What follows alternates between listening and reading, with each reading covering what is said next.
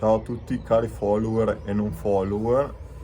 Niente, faccio questo video un po' improvvisato, diciamo così, perché nel mentre del mio editing consueto sono arrivato a un traguardo veramente importante e come avrete visto dal video sono arrivato alla fatidica soglia dei 500 iscritti. 500 iscritti che praticamente è una cifra tonda, è una cifra che viene posta come primo checkpoint, diciamo, per fare uno step ulteriore al canale. E anzi, per la precisione, oggi domenica 16 giugno sono arrivato a 503. Se potessi ringrazierei uno a uno tutti voi, divisi tra parenti, amici, semplici conoscenti e persone che non ho mai visto e che purtroppo molti non riuscirò neanche mai a conoscere di persona. E devo dire che tra questi 500 ci sono persone che ho iniziato a frequentare un po' così anche in escursione, che magari non sempre compaiono nei video.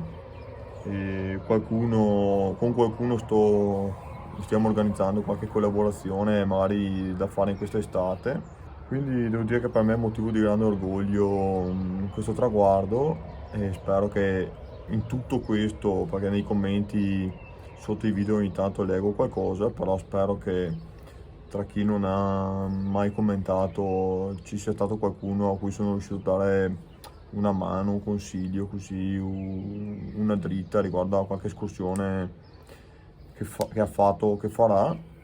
E niente, adesso vi ho rubato questo paio di minuti a sentire le mie parole e da questa bellissima domenica, da questo tramonto un po' offuscato ma soleggiato di metà giugno, io vi saluto e godetevi gli europei dell'Italia in svolgimento in Germania in queste settimane e noi ci rimanderemo alla prossima escursione che non vi anticiperò, ma saranno ancora a tema invernale in montagna, manco a dirlo.